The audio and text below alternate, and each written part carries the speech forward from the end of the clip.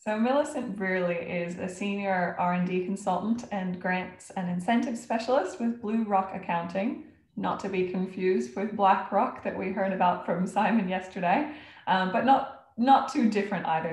They have similar values, I would say. She has 8 years of experience specializing in research and development, tax and export market development grants across Australia and North America. She has an eagle eye for working with businesses to identify whether any past, present, or future activities might be eligible for grant funding and assists them with determining eligibility, writing applications, identifying costs, and managing the process with regulators. So if anyone was on the call this morning with Nick from Sustainability Victoria, this is the perfect follow-on from that, because it was quite an overwhelming space around the grants and eligibility, and you really do need someone on your team who is really across this space.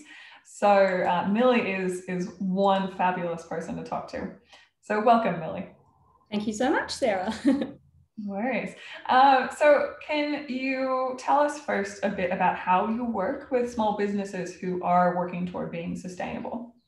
Yeah, absolutely. So I guess a lot of the businesses that I work with that are looking to be sustainable, we're looking at grants and funding around sustainable innovations, because essentially innovation and then sustainability and how we become better at that is a lot of the focus at the moment. So how do I work with companies? Basically, I look at what do they do in their business, what is something that they are looking to do, such as future projects. And then basically what we do is we look into the grant sphere, what's available, what's coming up, and where do they fit within that. So the existing schemes, does their current, so when we say, Sarah, you mentioned previous functions that they've done, that's where we might be looking at the research and development innovation scheme, because that is obviously you've got to spend the money to then get the money, and it's a year-on-year application process. Other types of grant funding, it is forward-looking. It is what is a project you're looking at doing, doesn't meet the objectives of the governing body, and you put in your application and hopefully get awarded the funding. So basically we look at what's available, how does that match up with what our businesses are doing, and then help them with that application process. So that might be from project planning, budgeting, or assisting with, obviously, because it's the company that needs to spend the money. So we're not telling them where they should be spending their money, but we certainly help with putting together those project plans and budgets. And then obviously making sure that the application, hard hits all those major objectives and criteria that they need to meet. I might start talking about it a little bit later as well, but so there are two different sort of types of grants. There's the incentives, which are basically an entitlement. So if you meet the criteria, you are entitled to that money, provided that you spent in the eligible cost categories, as opposed to competitive funding grants, where even if you meet the criteria, if you aren't as competitive as the next a company that's applying for the grant, you may miss out. So it's making sure that we put your best foot forward if you are eligible and entitled to putting together an application, making sure basically that, your best foot is put forward to hopefully get you over the line in those competitive spheres. Yeah, doing an interview or something like that. Yeah, exactly. You don't want to, exactly. You just don't want to fumble over your words. Make sure that it's precise, hitting, that they can see that, yes, you are adhering to what they want to be funding. And hopefully getting you over the line that way. Yeah, awesome. So I'm hearing that there's the grants, they're including both competitive and incentives, and then there's kind of the tax incentives that are often backward looking, I guess. So let's explore each of those. What is the R&D tax rebate then? And can you give me an example of how a small or medium business that you've worked with has accessed that for sustainability type innovations? Yeah, sure. So the R&D tax incentive, obviously that's sort of the bread and butter of the grants industry, because it is such a popular one. It covers a lot of different industries.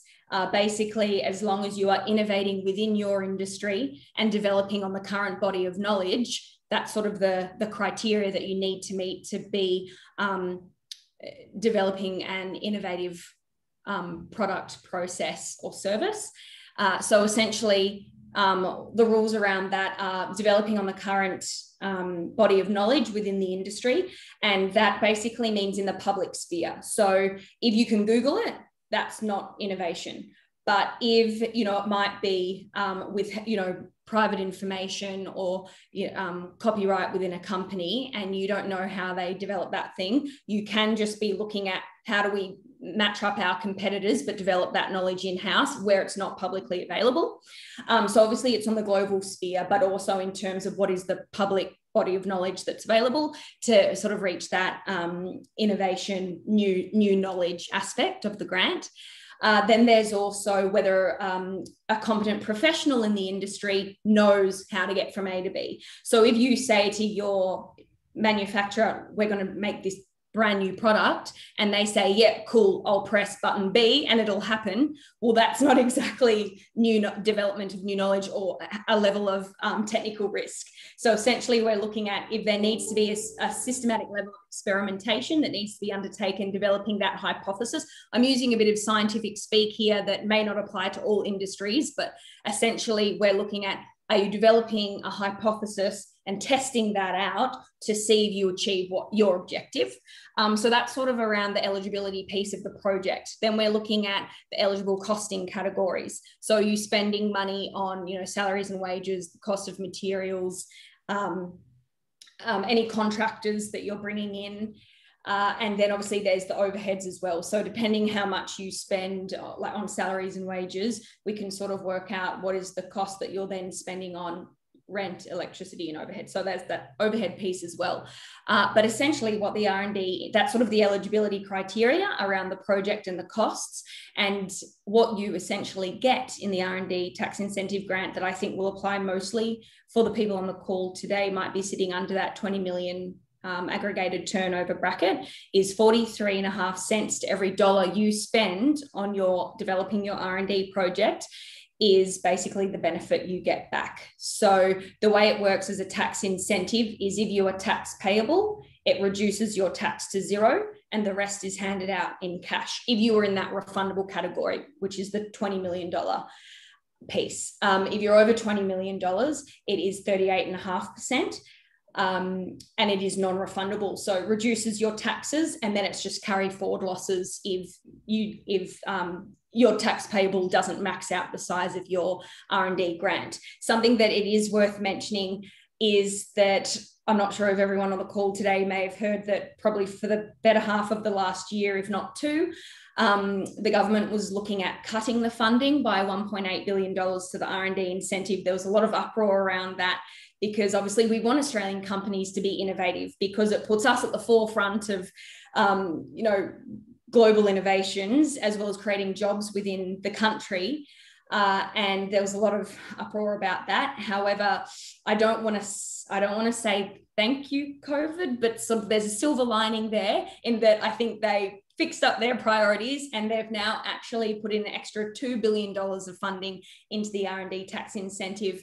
And there are a few changes coming forward from 1 July 2021 onwards. So people who are applying for this April lodgement and October lodgement period, it's the existing 43.5% or 38.5% benefits, as I've just explained. Not to want to drown anyone in information, but just a bit of a heads up that going forward, not much changes for the under $20 million category. It becomes an 18.5% benefit on top of your company tax rate. So knowing that the company tax rates are gradually dropping down to 25% for those small and medium businesses, it ends up being the same, 43.5%. For those businesses that have higher than $20 million turnover, it will become an intensity threshold and you'll fall into two categories based on your innovation spending. It's an intensity threshold and it'll end up being 8.5% or 16.5% on top of your company tax rate that you get back. So just, I'm probably boring you with numbers, but just a heads up that it will be changing from July this year going forward. But yeah, quick thing to mention that for those companies with a June year end, your April R&D applications, your June 2020 year-end clients, your applications are due on the 30th of April. So if you're in that space, if you think you've been innovating, or if you already are an R&D tax incentive client, just remember that deadline. That's the next one coming up. Fair, that's a good reminder. Yeah, it's crazy to me that the federal government ever was going to take that away. I know. Such an important thing to be investing in within Australia, but exactly. Who knows? Oh, sorry, Sarah. Did you want me to mention an example of some of my clients? Yeah. So I get a bit carried away in the detail sometimes. Just quick example of clients that I have in the sustainability space. We've got the big obvious ones that are basically turning our rubbish into reusable materials. For example, industrial glass waste being turned into sand that is used for road fill, or industrial sludge that is then being used for capping on roads.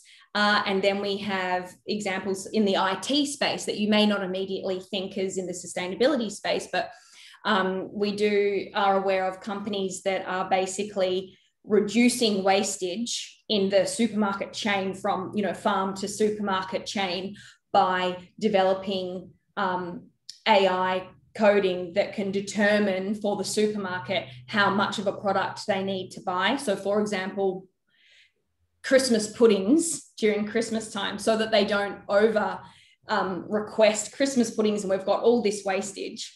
It will be able to calculate what is that, basically what is the demand likely to be, so that they can have less wastage. Obviously, Christmas puddings can last forever, but in the fruit and veggie space, that's quite important. Yeah. To get that right. Yeah. And then there's recycling paper as well. So obviously we already do have recycled paper out there in the world, but you can make it better. Companies are looking at basically making a better product so that more people get on board the recycled paper and toilet paper kind of bandwagon. Yes. And that's such an important thing to remember. I guess a lot of people who are looking to create a new product are like, oh, that's already been done, that's already been done. There's nothing that hasn't been invented, but it's about inventing a better version. And that's been, I guess, a difficult space for a lot of people, thinking, oh, green products are poor quality, because the first ones that came out perhaps were a little bit lesser quality, but that's the point, is continuing to bring out improved version, and then all of a sudden that's the only thing anyone's using anymore because it's better than the older traditional product was in the first place. So yeah, exactly. And that's why we want these innovation grants to stay around. Absolutely. Also for, your job, but yeah. So that brings us well onto that early stage innovation side of things as well. So what's that all about, and how can that benefit any small businesses who want to come up with a new innovation? Yep, absolutely. So what you're referring to there is an early stage innovation company, and essentially to be identified as an ESIC, as we call it. The benefit to you is that you become attractive to your investors. So if you are looking for capital investment, it can be a way to incentivize investment from the community, as well as maybe even give them a bit of an elbow, like, come on, you're going to get a kickback, give me a bit more. And what I mean by that is that the incentive that the investors get for investing in an early stage innovation company is they get a 20% tax offset for what they invest, capped at 200K. They get no capital gains tax on their capital gains on the shares for the first 10 years. And then those shares are valued at market value cost base from year 10 onwards. So bit of a tax incentive there to get some innovators investors over the line into your company. But what makes you an eligible innovation company? Firstly, you need to pass a few different tests. So there's the early stage test, where we're looking at, have you been incorporated within 6 years? Are your total expenses less than $1 million? Is your assessable income less than 200,000? Are you already listed on the stock exchange? Hopefully not. And if you pass all of that, we're then looking at a two-pronged innovation test. One is, it's called the 100-point innovation test. And then the other one is the principle-based innovation test. So first we look at the 100-point test, which is essentially, are you very much an innovation company? Are you claiming the R&D tax incentive? Are you claiming the accelerating commercialization grant, something that I think will come up a bit later? And that, do you have enforceable rights on the IP? If that's a little bit too strict, there is then the second prong that we can look at, which is, are you genuinely focused on innovation? Are you a company that has a high growth potential? Are you ready to scale? Do you have something that gives you a competitive advantage in the market? So what do we as grant advisors do for those companies? We sometimes have the asset or small businesses come to us and they want us to assess whether they can be classified as an ESIC so that they can take that to market, show their investors, which incentivizes getting the investment.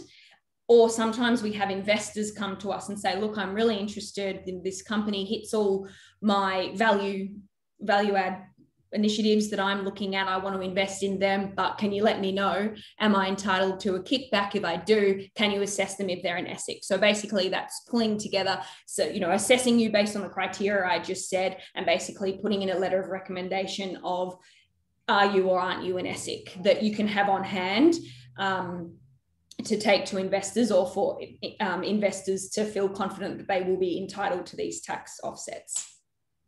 Yeah, great. Okay, so once again, I guess this there's a lot of eligibility stuff tied up in that. So I know that you'll give us a bit of a link toward the end of a bit of an assessment for people to figure out what they are eligible for. So that's great. Yeah. So, okay, now moving on to that grants space, which I know is enormous. There's so many different levels of what's going on. But first, just looking at how to apply for all of the grants that are out there. What is generally involved in doing a grant application? Yep. So, yeah, I guess there is a bit of a framework to follow in general for these, the grants that are competitive mostly, unless they're those year-on-year ones. Typically, they will be competitive funding because the federal government will announce the budget. They'll announce their key priority areas. Priority areas are sort of at the moment, there is a big focus on rural, agribusiness, job creation. And then within that, there's some priority sectors, which are, you know, space, defense, medical. And then what's relevant on this call today is definitely the sustainability and recycling type space as well.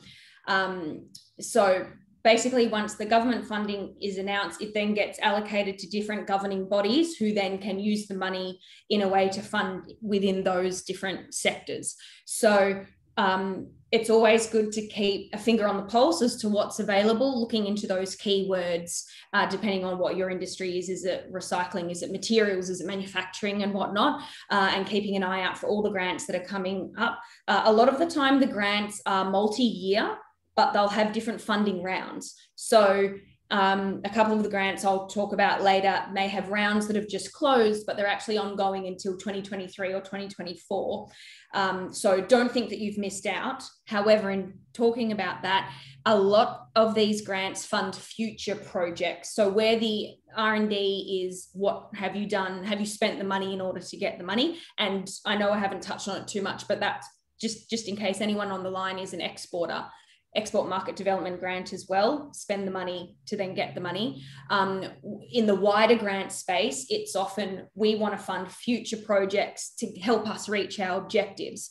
So if you have a project that's coming up, you need to look into whether or not there's grants in the industry. Get a grant advisor like myself involved to see what's available out there before you start the project. Because once you already start spending money, that money is no longer eligible as part of the eligible expenditure within your grant. So that's just a bit of a hot tip there, is to look into the grant space before you start a project.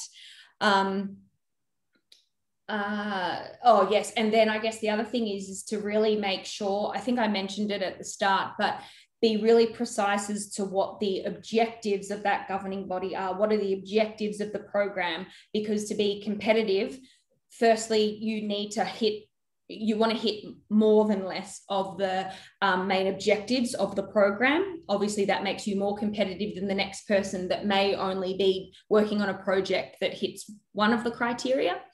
And then it's also good to be organised in terms of having your budgets and your project plans ready to go. So I know that sometimes we deal with clients that are a bit like, oh, well, but if I don't get the money, it's not going to happen. So I don't have any quotes.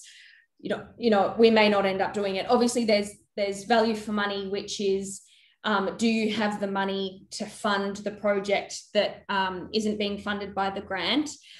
But also, if you're not prepared enough and you don't appear to be ready to go once that grant funding agreement has been signed, well, are they, I don't want to use this wording, but like flogging a dead horse, giving money to something that's going to fall on its head and then they haven't reached their objective. So it is good to know where you're going, have a clear vision, meet all those objectives criteria, be ready with your budgets, get quotes, and essentially be ready to hit the ground running should you be successful.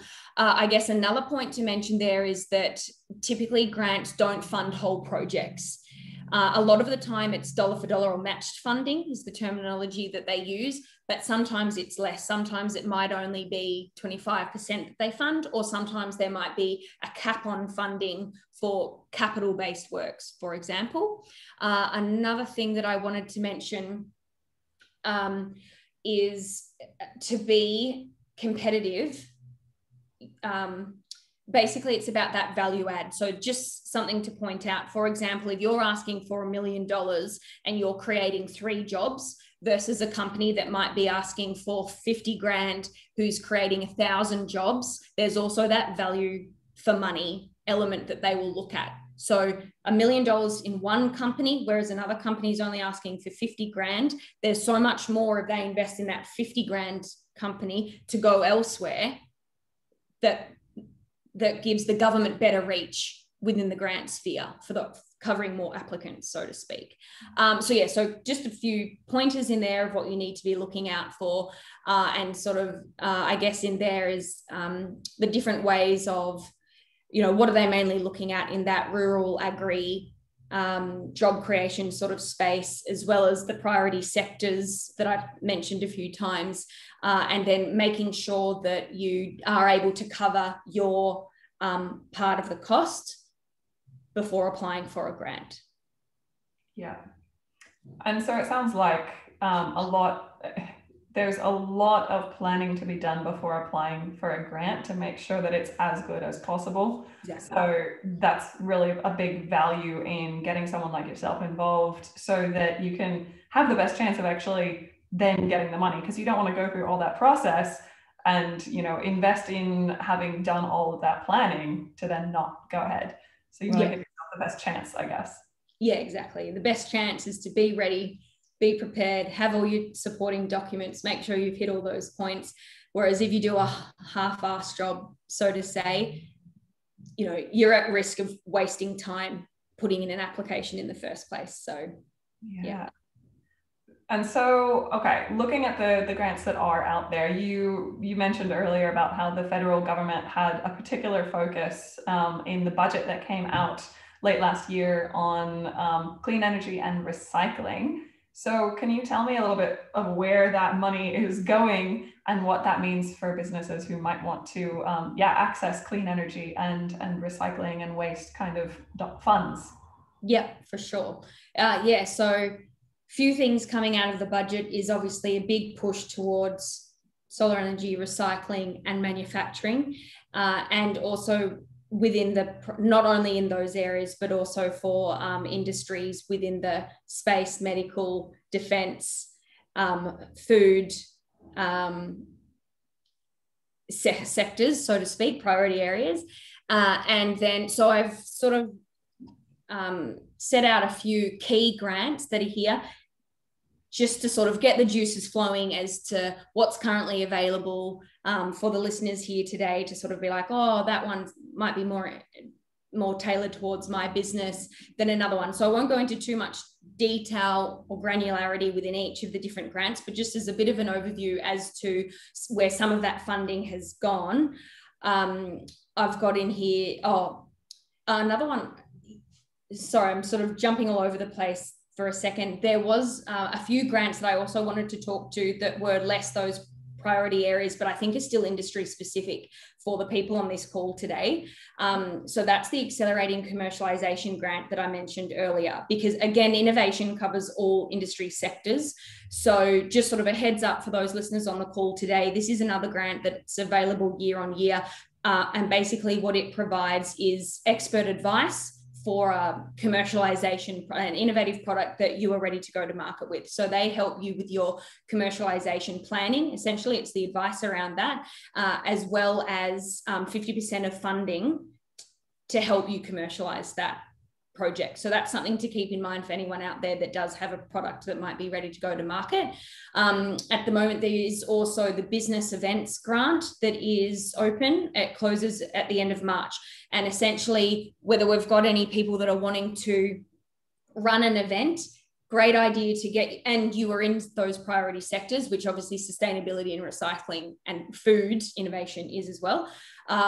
Get your event registered as an eligible business event, because that will entice people to come to your event. Why will it entice them?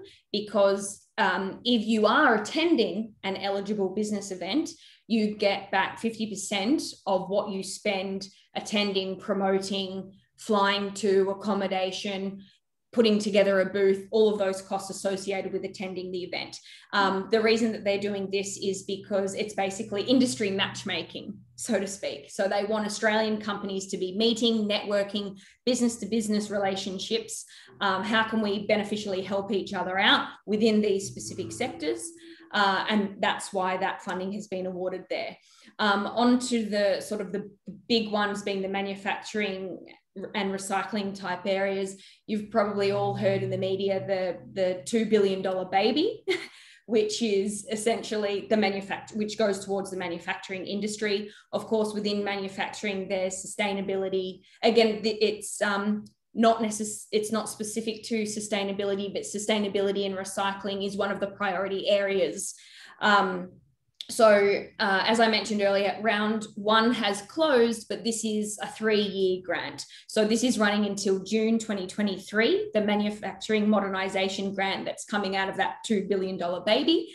And essentially what the government is doing there is they're funding up to $1 million, 25% of a project that is making Australia more competitive in the manufacturing space for those priority sectors. And so I'm getting distracted by the questions popping up. Yeah, so basically that's 25% of funding up to $1 million for capital work and investment, equipment upgrades or upskilling staff, upgrading software in the manufacturing space. So that might be of relevance. Round 2 was just closed. There will likely be another round later in this year. Keep an eye out because it is ongoing until 2023, until all that funding is absorbed. Some other areas, ARENA received, ARENA stands for the Australian Renewable Energy Agency, and they have received $1.4 billion in additional funding. Thank you to the budget. And sort of 3 main programs that I'll mention within ARENA is the Advancing Renewables program. So that is 50% of funding up to $50 million for projects, pre-commercial projects in the low emission technology kind of area. So we're looking at clean hydrogen, energy storage, low carbon materials, reducing soil carbon, sort of in that area. So that's another good one for any innovation companies out there in that sort of space. The main outcomes they're looking at for that advancing renewables program is to create jobs, lower household living expenses, and to compete with the rest of the world in that space. So if you're a solar panel company or a car battery company, but you're not lowering the cost, lowering the accessibility of those projects to the public market, no point applying. But if you are sort of creating jobs or lowering the cost to society, then that could be a good one. There's also the Innovation Fund, which is basically funding innovation companies that are ready for early stage seed or growth capital to help them go to the next stage. There's 200 million in funding there. And then there is the Future Fuels Fund that is about to open. It says it's opening in Feb, so any day now we should get some more information around that Future Fuels Fund, which is basically to support new vehicle technologies such as hydrogen, electric, biofuel vehicles, and infrastructure to develop those. Then we have the Clean Energy Finance Corp, which basically works to deliver financial solutions to increase the flow of funds into the clean energy sector. This is a bit of a large one, though. They're sort of looking at investing $20 million into any singular project that, that needs the funding. So that's quite a big one there. Any massive projects that are out there, though, keep that one in mind. If you need the funding, there's up to $20 million for grabs for any one applicant. There's the Emissions Reduction Fund, which is basically the carbon credit system. So basically for however many, it's basically the carbon abatement project, where if you are reducing your tonnage of carbon or being able to store that carbon, you can then sell those credits that you receive for each tonnage either not used or held in storage. You can sell it to the government or to a secondary market. So that's helping Australia reach its 2030 emissions goals through that one. And then a few quick ones. There's the Remote Communities Reliability Fund, which is basically making rural areas have better cost-effective energy supply out there. And then the Recycling Modernisation, and then the Recycling Modernisation Fund is where we jump into. So there was $190 million allocated by the budget to modernising our recycling technology. That has then been distributed on a statewide level. So I'm aware that you had Sustainability Victoria on this morning, which is obviously where Victoria's funding from that modernisation fund has gone. So that's gone into the Circular Economy Business Innovation Centre. I might just brush over it, could be a good refresher.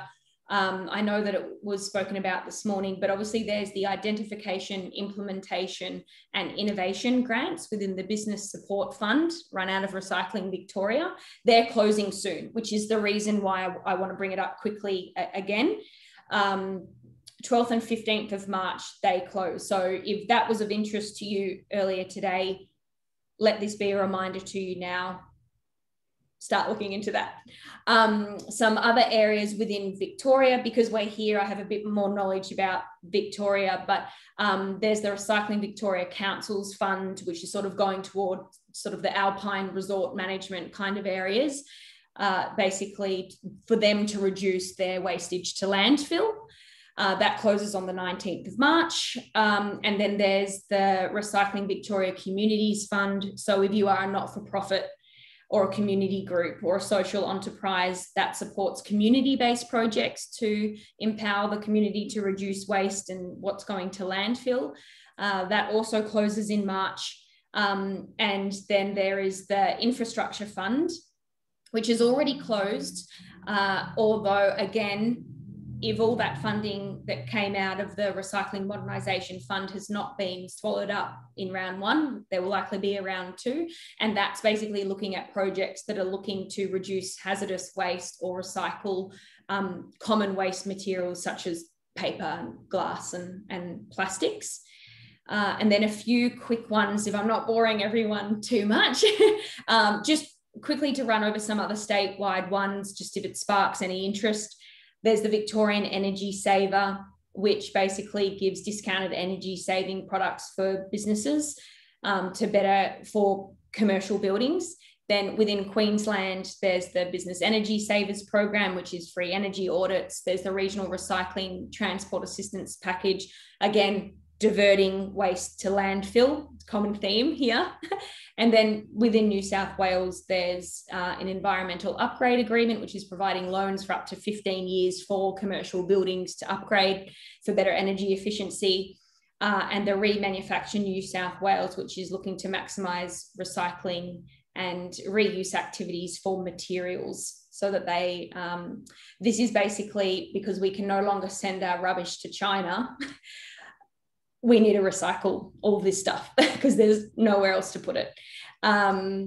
Yeah, and then another grant that I will just quickly mention that isn't so much an outcome of the budget, but is now ongoing for longer thanks to the budget. This is more of an outcome because of COVID, is the instant asset write-off. So if you aren't in any of those priority sectors, or if you've missed out on the manufacturing modernisation fund and you can't wait for the next round, because again, as I said, don't start a project before you get that grant agreement or it will be ineligible. Good to know that you have up to $150,000 that you can write off for an asset that is installed ready for use by the end of June this year. And that's obviously increased from what the write-off used to be, which was just 30 grand. So another thing to keep in your back pocket if you are looking at a big capital investment. Yeah. Oh, and just a quick example, did have a client that was successful in the recycling infrastructure fund. And just an example of what they're doing. Again, this was the one that was reducing materials going to landfill. And what our client is looking into is developing and extending their equipment in order to recover waste glass, which is a big problem in Australia. In fact, it's quite funny. In the council that I'm in, I don't actually have a separate recycling bin for glass, but apparently there are a lot of councils that do provide, I think it's like a yellow bin or something. You know, we're just not set up for proper recycling within households, enabled for these recycling companies that take all our rubbish and waste to then be able to process them appropriately. Anyway, but we're getting there, and that's what all this funding is for.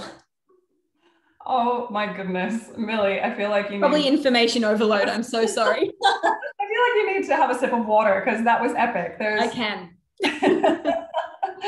It's just absolutely amazing how much money there is out there for this kind of stuff. So that was really, you know, what I want to make sure that people understand is if you are even thinking about this, now is the time to be, you know, looking at what equipment, what kind of new innovations you might be interested, because there's money available for it. So that's brilliant.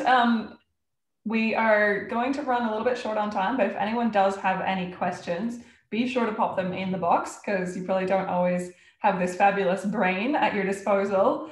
But for the meantime, Millie, what would you say is your number one piece of advice with all of these different grants and things going on, trying to focus in, and how can a business tap into these grants to support any new investments this year? Sure. I guess my number one piece of advice is really just to be aware of the grants that are available, because if you're not aware of it, you miss it, and that money wasted that you could have had to invest in your projects to help, you know, whether it doubles the funding that you can then spend on your project to make it bigger and better or whatnot. So yeah, essentially just be aware of the funding so that it doesn't pass you by. But sort of a flow on from that is, if you've got a project that's about to start, look up the grants that are available before you start that project. And when applying, make sure that you've got all your supporting documents, budget, project plan, letter of support in place. And or to make it really easy, get a grants consultant involved that does all the work for you. Brilliant. Perfect. Thank you. Now, and also I understand that you have a fabulous resource available on your website to help a bit with that. Can you tell us about that? Oh, yep, sure. So basically, and I've provided Sarah with the link to our grants and incentives page within the BlueRock website. We have very obvious divisions there of R&D, EMDG, ESIC, and then other grants. Those that were interested in the R&D incentive within it, firstly, we run through at a high level and even in more detail actually than what I may have quickly run through today, the eligibility of those three main grant categories. Obviously, other grants are evolving so much. We are offering for anyone who mentions that they were part of this sustainability summit today, we will do a free grants assessment for you. So basically, that's that grant search that I mentioned at the start that we do tailored towards our clients and what grants are available. But for those year-on-year funding grants, such as R&D, EMDG, and the ESSIC, we do have a lot of information on our website, and including for R&D, we have a free eligibility assessment. So you can fill in, you know, are you this sort of company? Have you got this sort of expenditure? And it will say yes or no, whether or not you are eligible for the R&D incentive. So yeah, to our website, I think is a great source of information. And then obviously you all have my contact details, and I'm part of the Facebook group as well, should any questions other than what we have the time for now come out of this. Awesome. So those two things that you mentioned on the website, there's the eligibility assessment, and then there's being able to contact for a free assessment. So what were I have a grants and incentives linked to your website. Is that where people can just like send a message? How do they access the free service? So I'm pretty sure if you scroll down, there's a contact us that comes directly to me.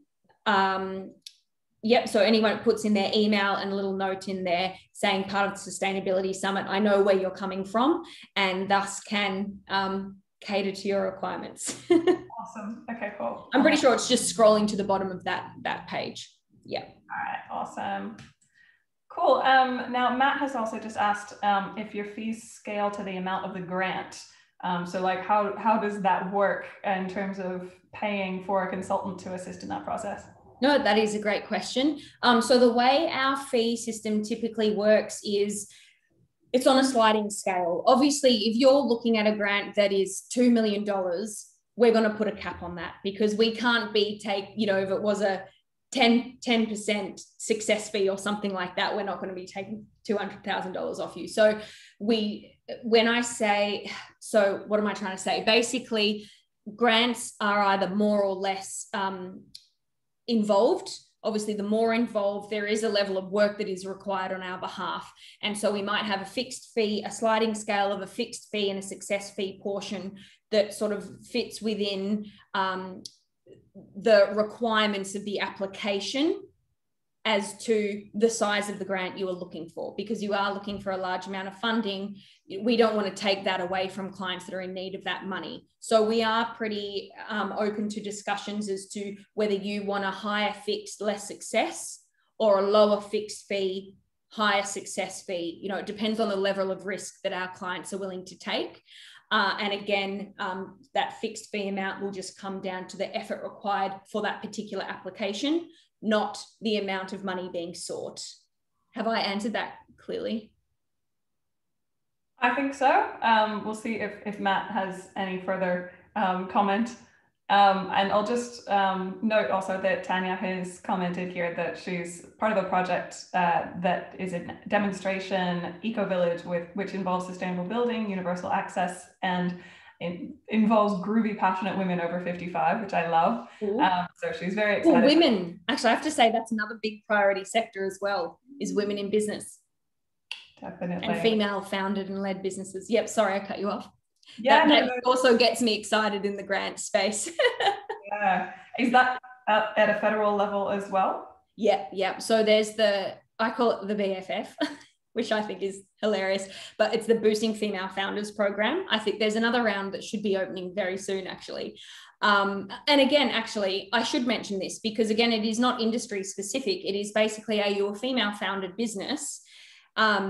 Then you are entitled to funding through this Boosting Female Founders initiative. You basically just need to meet certain criteria, which is, are you female founded? Are you majoritively female led? And do you have an innovation project that is ready to scale? It's sort of helping that big scale up international or international markets. So yeah, there's another one for you. Because again, innovation covers everything. So also relevant for sustainability and recycling. Yeah, absolutely.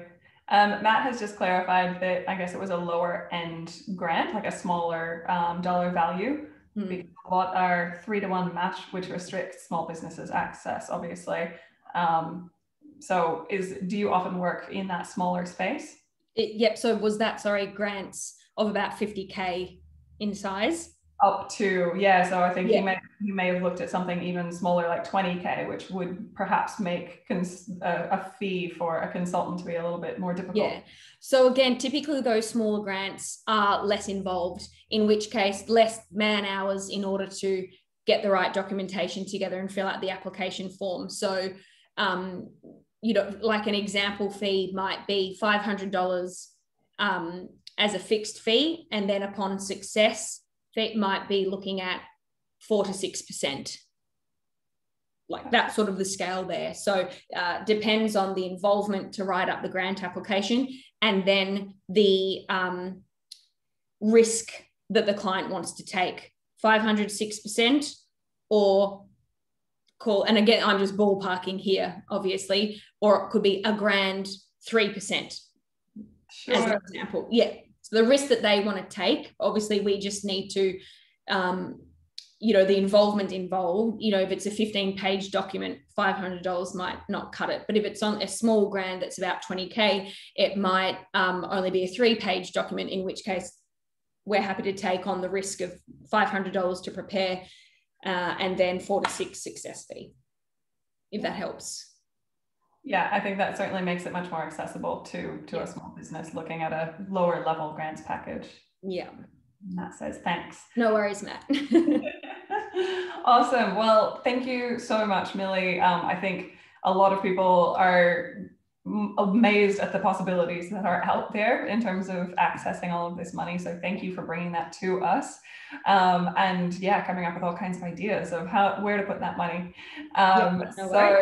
I'll share those contact details, those links. So thank you so much for allowing, for providing that free assessment to everyone. And thank you so much for your time. No worries at all. Enjoy the rest of the summit, everyone. Thank you. Chat soon, Sarah. Bye. Bye.